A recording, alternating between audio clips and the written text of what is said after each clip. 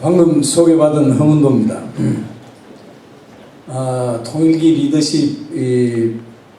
리더십이라고 제목이 붙었는데 아주 한마디로 간단하게 얘기하면은 이제 내년에 대통령 선거 앞두고 대통령 선거에 나오겠다는 사람들, 대통령 하고 싶어하는 사람들, 이 사람들 몇몇 쭉 다 보면은 거기에 통일할 사람은 한 사람도 없다는 거. 이 얘기 제일 하고 싶은 겁니다, 여러분. 그러면은 이게 우리가 통일기가 가까운 것으로 여기 계시는 여러 선생님들 다 그렇게 생각하고 계실 텐데, 요번에 대통령 되는 사람은 그 사람이 임기 중에 최소한도 통일 상황을 맞이할 것으로 그렇게 생각이 됩니다. 김정일의 수명이 중국 최고의 인민해방군에 있는 이 의사들이 한 3, 4년 전에 평소에 김정일이 그 다음에 김일성이 침 놓고 주무르고 많이 했던 그런 사람들이 앞으로 김정일이 5년밖에 못 산다 라는 게 2, 3년 전에 했던 게 문예춘추에, 일본 문예춘추에 나왔던 거 아마 여기 계시는 분들도 다 알고 계실 겁니다. 그러고 나서 최근에는 이제 CIA도, 미국 CIA도 관심을 갖고 해가지고 이래저래 보니까 대강 일본 쪽에서 하는 얘기로 그 김정일에 걸린 그 뇌졸중인지 뇌경색인지 하는 거는 그거는 반드시 재발하게 돼 있고, 그리고 당장 내일 그게 재발한다 그래도 하나도 이상할 게 없는, 일본 사람들이 아시타카가 때문에 오카시쿠나이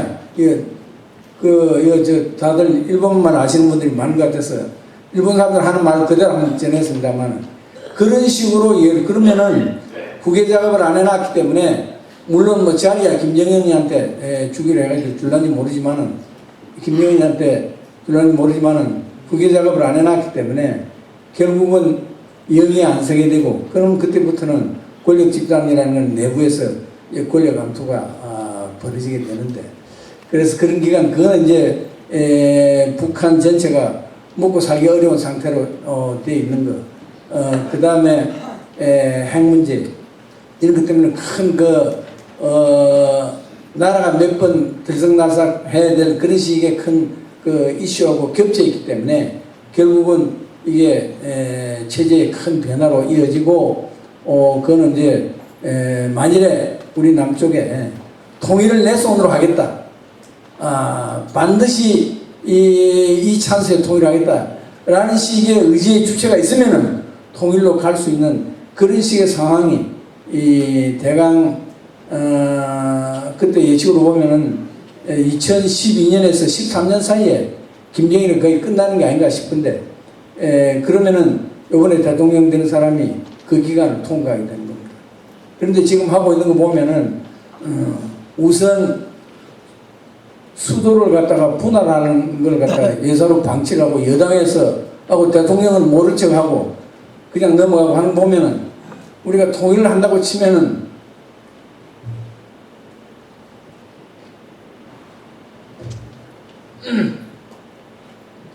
통일을 한다고 치면은 통일 수도는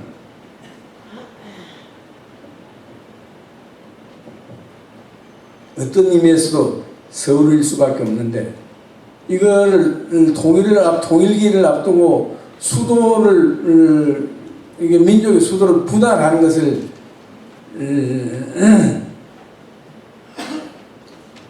이 방치하는 사람들이 지금 대통령 하겠다고 꿈꾸고 있는 거 아닙니까? 이 절대로 있을 수 없는 일입니다. 그리고 통일이라는 말할 것도 없이 이 김정일 정권을, 우리 통일은 왜 하느냐?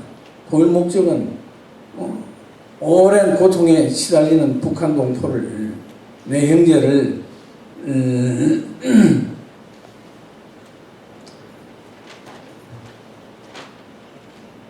제대로 고통해서 구출해내는, 이거 말고 통일의 목적이 뭐 있겠습니까? 이거는 한국 사람들이 최소한도 인간의 도리를, 형제의 도리를 하는 근본이기 때문에 이보다 더 큰 통일의 목적이 있을 수 없는데, 그거는 김정일 정권 엎어뜨리지 않고 북한 동포 구출할 길 없다라는 것은 여기 있는 분들 그거 모르실 분 한 분도 안 계실 줄 압니다. 그런데 그 김정일이가 이런저런 식의 일을 저지르고 천안함을 저지르고 연평도를 저지르고 금강산에서 사람을 죽이고 개성공단을 가지고 난리를 치고 해도 김정일 욕을 한 번도 안 하는 사람이 대통령 하겠다고 꿈꾸고 있으면 그런 사람이 통일하겠습니까?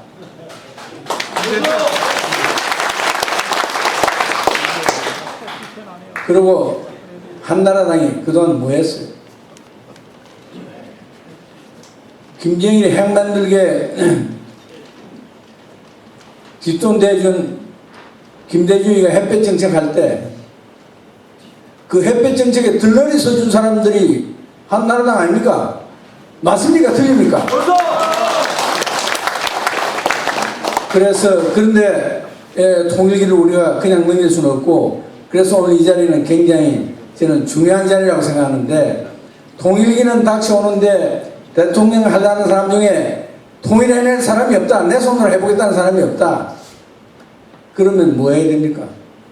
통일해낼 사람을 우리가 찾아서 그 사람한테다가 통일의 짐을 지우는 게, 그 전략회의를 하는 게 오늘 여러분들하고 저하고의 만남일지도 모릅니다.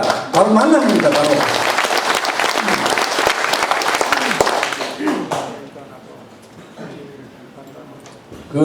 그 외에 여러 사람들이 이름들이 많지만은 일일이 거론하지 않는 거는, 인권법을 갖다가 6월달에도 통과시키고 또 미루고, 그 다음에 복지 포퓰리즘, 아까 조갑재 사장이 복지 포퓰리즘 얘기했습니다만, 복지 포퓰리즘이라는 게 뭡니까? 복지 포퓰리즘. 이게 국민들한테 복지 포퓰리즘, 복지라는 것은 사실은 이게 서양 사람들이 먼저 시작해가지고 북구라든지 서구 이런 나라들 다 해보고 오래 보고 한 거는, 결론은 복지 포퓰리즘의 결론은, 복지 정책의 결론은 고복지 고부담. 그러니까 이게 세상에 공짜가 하늘에서 무슨 복지라는 게 땅에서 솟는 것도 아니고 땅에서 하늘에서 쏟아지는 것도 아니고, 복지라는 거는 결국은 국민 세금 갖고 하는 건데, 복지라는 거는.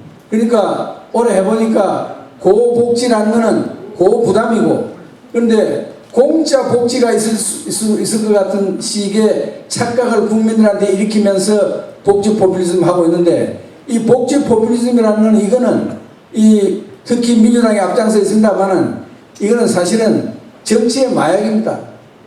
이게 그거 하다가 서구가 그렇게 쨍쨍하던 이자대전 하고 나서 마샬 플랜으로 일어나서 쨍쨍한 서구가 북구가 다 이류국가가 된 게 포퓰리즘 오래 하다가 그렇게 됐다는 거는 전 천하가 다 아는 얘기 아닙니까?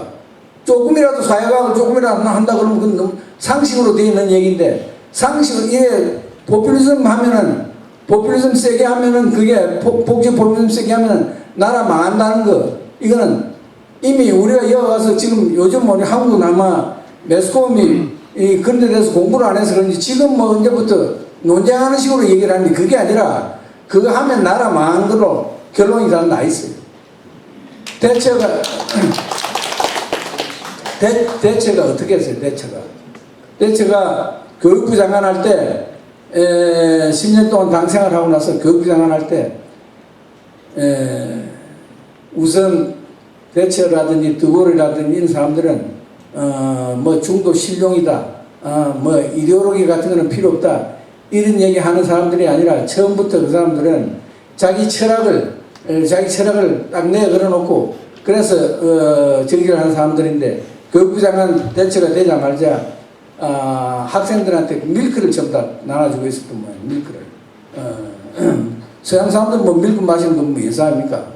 근데 했는데 애들한테 밀크를 주면은 결국은 무상급식 비슷한 거죠. 하면은 그러면 애들한테 의존심이 생긴다.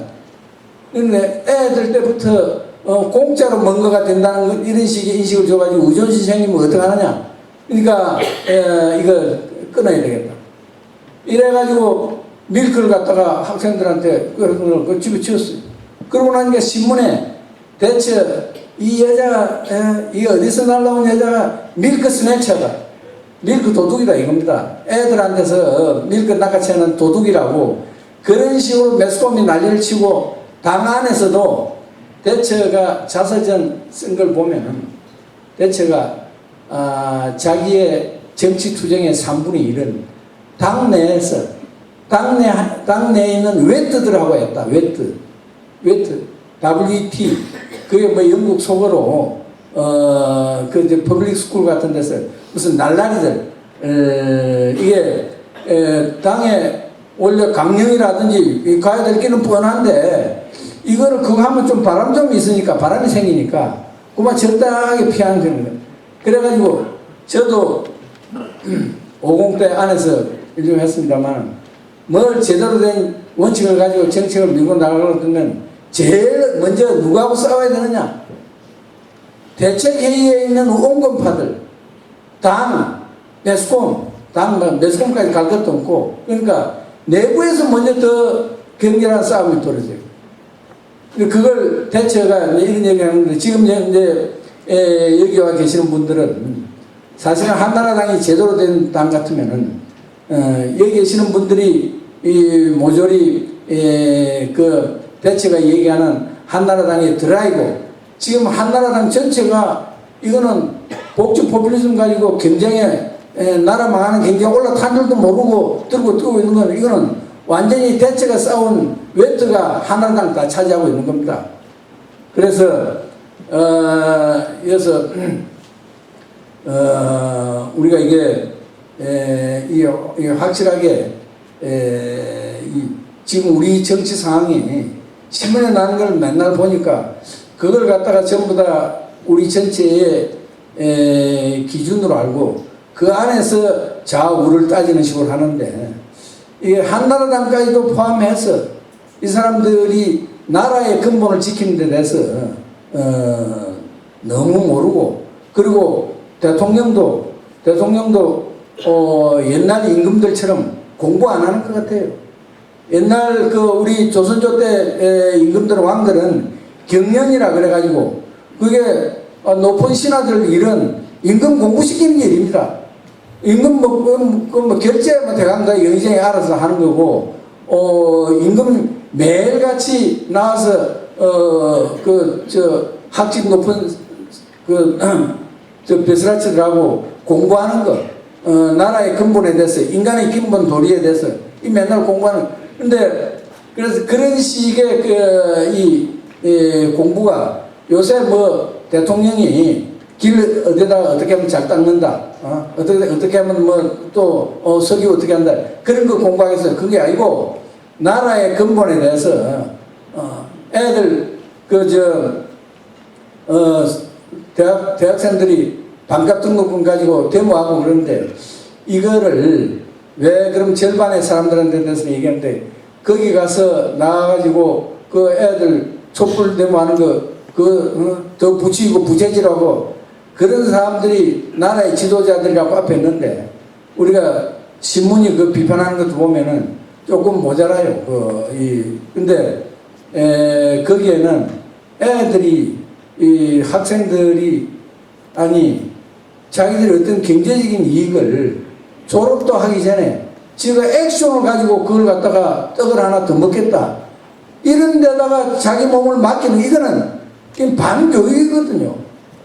어른들이 절대로 보고 있어서는 안 되는 일인데, 이건 우선 절반의 등록금이 맞느냐 틀리느냐, 할 예산이 있느냐 없느냐를 떠나서 이건 우리가 절대로 그럴 바에야 그래가지고 할 거는 액션을 가지고 더 큰 이득을 취하는 것을 졸업도 안 하고 한다 그러면은 그럼 그래가지고 그럼 제일 전형적인 거는 마적 아닙니까? 마적.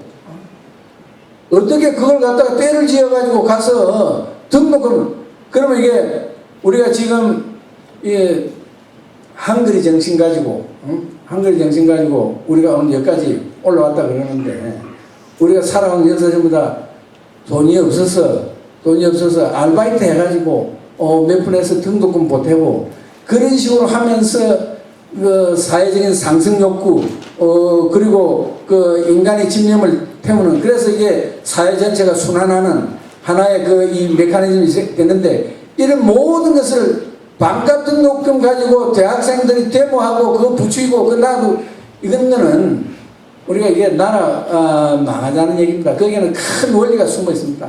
아까 대통령 공부 안 한다는 얘기 했는데 중도 신용이라고 그랬어요. 중도 신용.